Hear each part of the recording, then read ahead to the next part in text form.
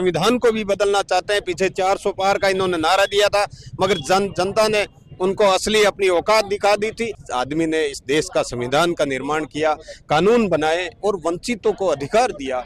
ऐसे व्यक्ति का संसद में सरासर अपमान करना मैं समझता हूं कि भाजपा की असली मानसिकता दर्शाता है। संविधान के खिलाफ जो रवैया है, अमित शाह जी ने एक बयान दिया था कल, आपने देखा होगा कि बाबा साहब के लिए ऐसा बयान देना वो एक अशोभनीय बयान था।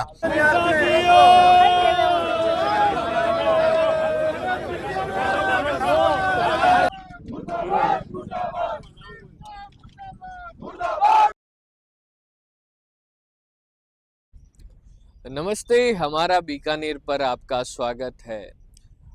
अमित शाह ने संसद में जो टिप्पणी की थी उसे लेकर पूरे देश में हाहाकार है। कांग्रेस जन है जो अलग अलग शहरों में विरोध प्रदर्शन कर रहे हैं।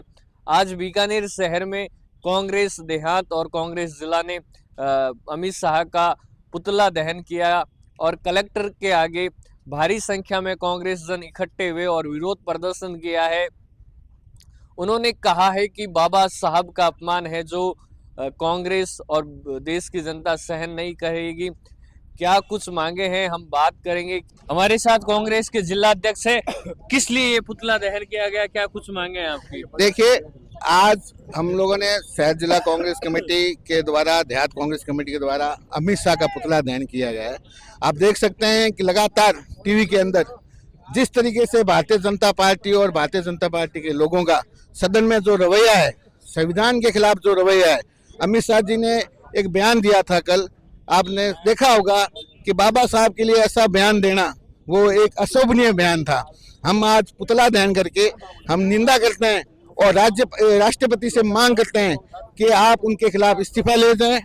जिसने देश के संविधान की रक्षा के लिए, देश ने जो संविधान बनाया, देश की एकता अखंडता का जो संविधान बनाया, जिसने पूरे हिंदुस्तान के लिए, सभी लोगों के लिए न्याय की व्यवस्था की, उसके खिलाफ अशोभनीय भाषा का प्रयोग करना ये बहुत ही दंडनीय है और अशोभनीय है। हम ये चाहते हैं। क्या भाषा का उपयोग किया था अमित शाह? उन्होंने आज अमित शाह ने, आपने देखा होगा कि बाबा अंबेडकर साहब के लिए अशोभनीय जो भाषा कही, अम्बेडकर अम्बेडकर अम्बेडकर। अगर अम्बेडकर को इतना नाम लेते तो इतना भगवान को लेते आप, तो आपने ये भी अशोभनीय शोभा है कि भाई आप क्या आधी आबादी क्या पूरे हिंदुस्तान के जिसने लोकतंत्र दिया उनके लिए तो एक ये भगवान की तरह है। आपने ऐसा शब्द का इस्तेमाल करना ये बहुत अशोभनीय है। इसलिए आज हमने पुतला दहन करके उनके इस्तीफे की मांग की है। हमारे साथ कांग्रेस से देहात जिला अध्यक्ष हैं विश्वनाराम जी। विश्वनाराम जी, क्या देखिए, संविधान निर्माता जिस आदमी ने इस देश का संविधान का निर्माण किया, कानून बनाए और वंचितों को अधिकार दिया, ऐसे व्यक्ति का संसद में सरासर अपमान करना मैं समझता हूं कि भाजपा की असली मानसिकता दर्शाता है। उनकी जो मनुवादी मानसिकता है, जो राहुल गांधी जी बार बार मांग उठा रहे हैं, वो उन्होंने दर्शाई है। जिस व्यक्ति ने इतना बड़ा काम किया, वंचितों को अधिकार दिया, ये भाजपा पहले से भी थी, अभी भी मैं कह रहा हूँ वंचितों के खिलाफ है। ये नहीं चाहती कि संविधान सही रहे, ये संविधान को भी बदलना चाहते हैं। पीछे 400 पार का इन्होंने नारा दिया था, मगर जनता ने उनको असली अपनी औकात दिखा दी थी। तो इस प्रकार ये जो घटिया मानसिकता दर्शा रहे हैं, हम उसका पुरजोर विरोध करते हैं। हमें जरूरत पड़ी तो आज हमने सांकेतिक रूप से पुतला जलाया, अगर जरूरत पड़ी तो गांव गांव, ढाणी ढाणी, घर घर तक ये अलग लेकर जाएंगे कि बाबा साहब की अपमान करने वाली भाजपा सरकार और भाजपा की पार्टी और भाजपा के लोग हैं। ऐसे क्या शब्द थे अमित शाह के? अमित शाह ने बाबा साहब का संसद में अपमान किया। बाबा साहब हमारे दिलों में बसते हैं। हम एक बार नहीं, 1000 बार क्या टिप्पणी की? वही बता रहा हूँ, 1000 बार हम नाम लेंगे।